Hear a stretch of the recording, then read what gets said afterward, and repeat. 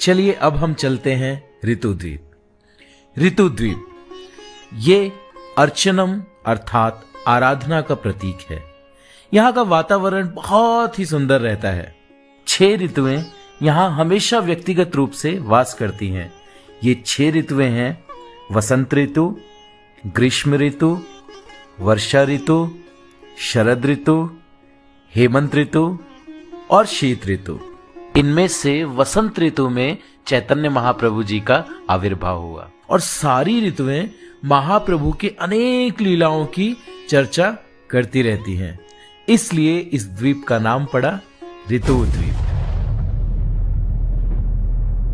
जैसा कि हम जानते हैं वृंदावन धाम और नवद्वीप धाम अभिन्न हैं। यहाँ पर रतुपुरा ग्राम में राधा कुंड और श्याम कुंड भी हैं। ऋतुद्वीप में ही विद्यानगर नामक स्थान है जहाँ पर भगवान ने प्रलय के समय वेदों को पकड़ा हुआ था। ये स्थान विद्यानगर इसलिए कहलाता है क्योंकि सारा ज्ञान यहाँ वेदों के आश्रय में रहता है। चलिए इस जगह के बारे में हम और जानते हैं हिज होलीनेस जय पताका स्वामी महाराज से।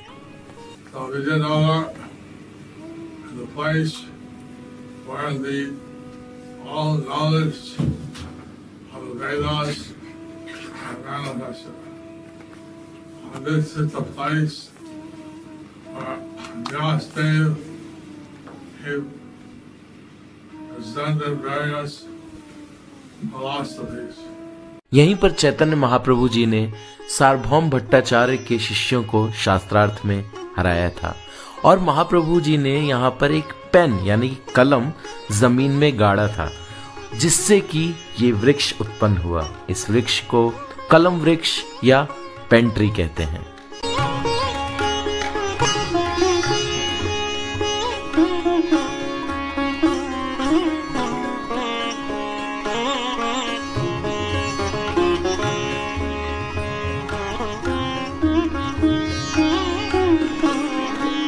Hare Krishna, Krishna Krishna, Hare Hare, Hare Rama, Rama Rama, Hare Hare। और अब हम प्रवेश कर रहे हैं जाहनुद्वीप में। जाहनुद्वीप वंदनम अर्थात प्रार्थना का प्रतीक है। ये वृंदावन के 12 वनों में से भद्रवन से अभिन्न है। यहाँ जानवो मुनि अपने आश्रम में तपस्या करते थे। एक समय वे संध्या वंदन कर रहे थे और भागीरथ गंगा को लेकर गंगा सागर की तरफ जा रहे थे। तो इतनी तीव्र गति थी कि जानू मुनि के आरती की सामग्री, घंटा, आचमन पात्र सब बह गए और फिर उन्हें बहुत क्रोध आया और उन्होंने समस्त गंगा नदी को पी लिया। तो भागीरथ काफी चिंतित हो गए और आकर जानू मुनि को प्रसन्न किया। तो जानू मुनि ने अपने जांघ से वापस गंगा नदी को प्रकट किया।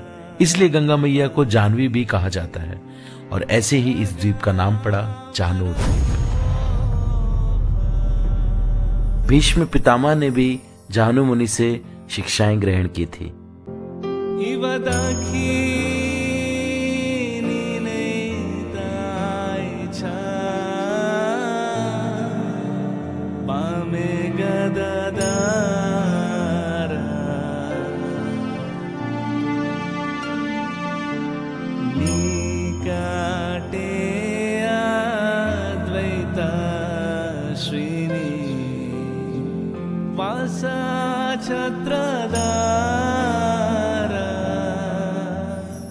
और अब हम लोग जाएंगे मोदाद्रुम द्वीप। मोदाद्रुम द्वीप ये दास्यम का प्रतीक है।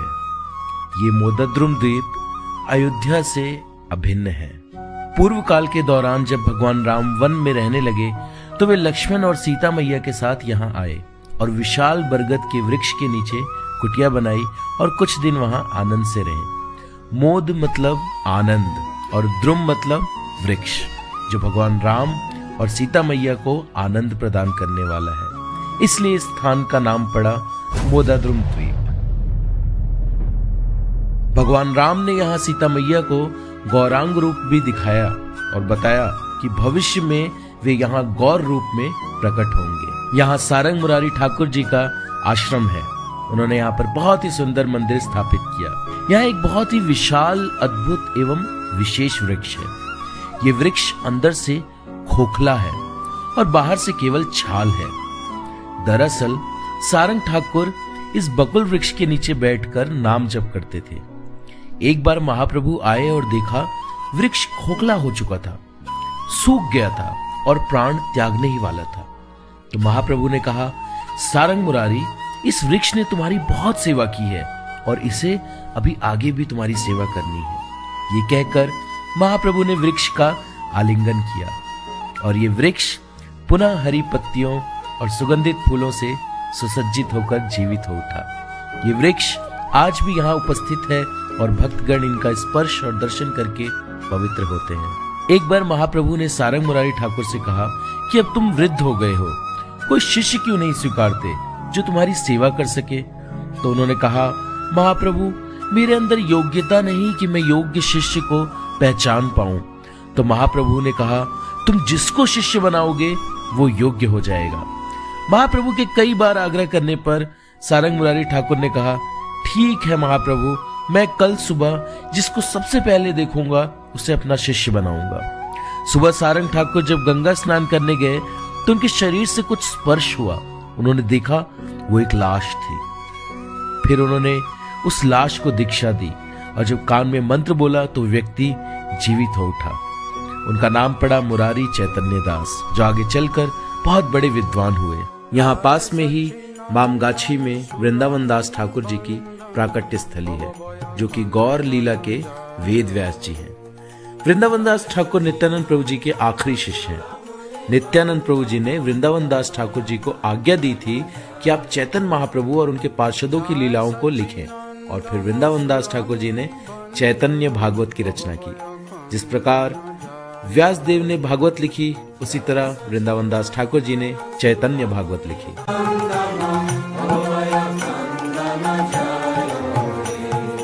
जय हरि कीर्तन नादन बादन, जय हरि कीर्तन नादन बादन, जय हरि कीर्तन नादन बादन, जय हरि कीर्तन नादन बादन, होली मलखा धन जाय हे।